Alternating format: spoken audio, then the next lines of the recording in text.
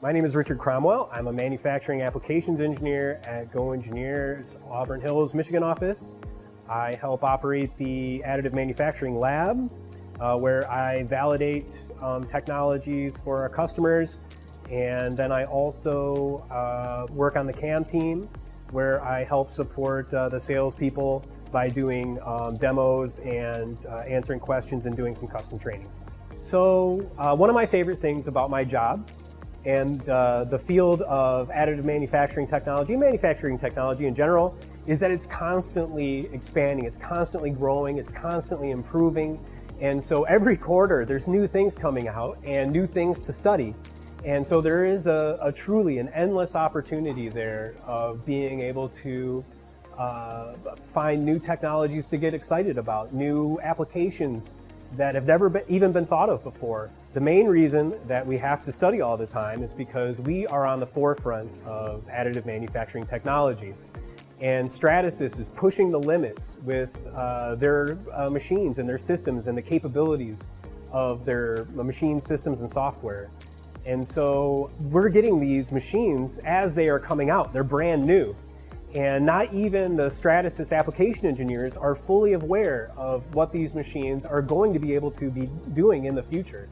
Whether it's with the software, the workflows, with the different materials that keep coming available. With that comes a responsibility to push the technology to its absolute limits and to try to really see where we can take things in the future. Probably the most meaningful projects that I work on are in the medical industry, as they have an immediate impact on the reduction of suffering.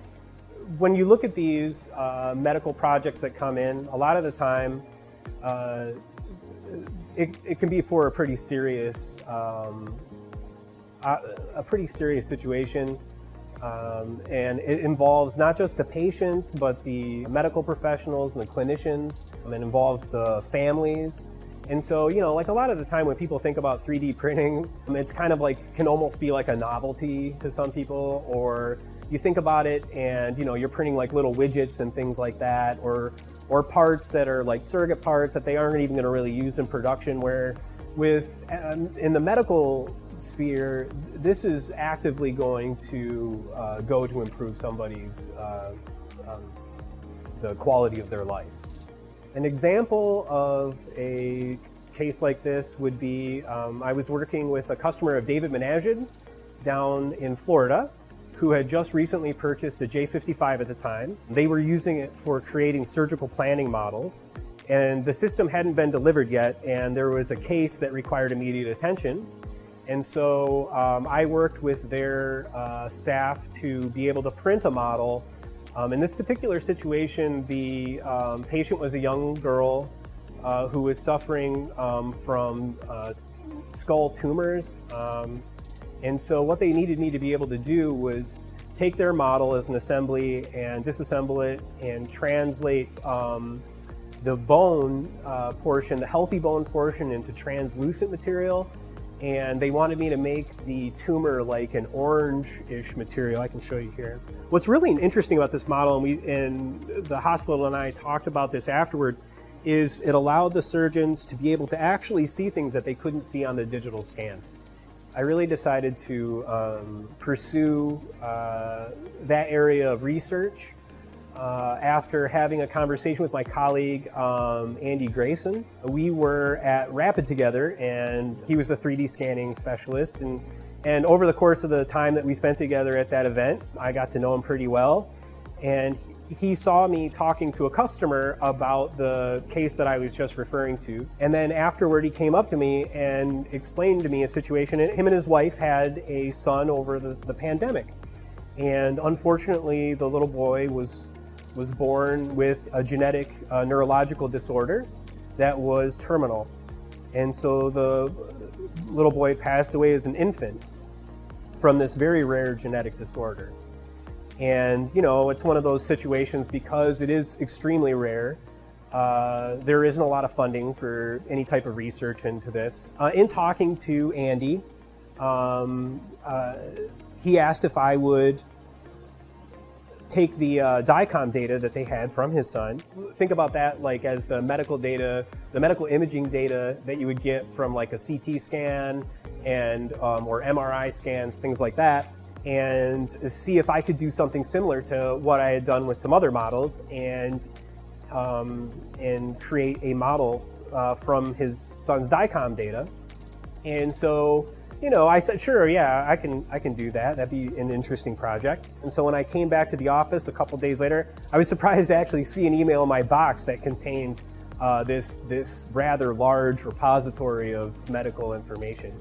And so I decided, well, this is the time that I'm going to really settle down and get into this. Between using Materialise Magics and GrabCAD Print, I was able to come up with a workflow, with the end result being a model that I'll be able to provide to those researchers at Michigan State University so that they can further their understanding of this rare neurological disorder. And the other thing is so that I can give Andy a copy of this model, and so that he can have it as a token of his son's memory. So it was a relatively challenging exercise to be able to teach myself how to do this, because there wasn't a lot of information out there. There's not a lot of information in general about, like I said, medical to 3D printing workflows.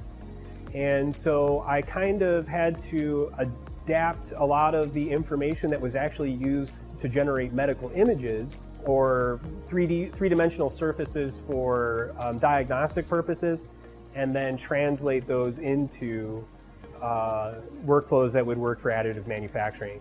It is one of those situations where, you know, I've had to restart and scrap my model many times. And even now, the version that I'm working on is not going to be the last iteration. But that's one of the beauties of 3D printing, is it is an iterative process. We can continue to develop these models, and they will continue to improve over time.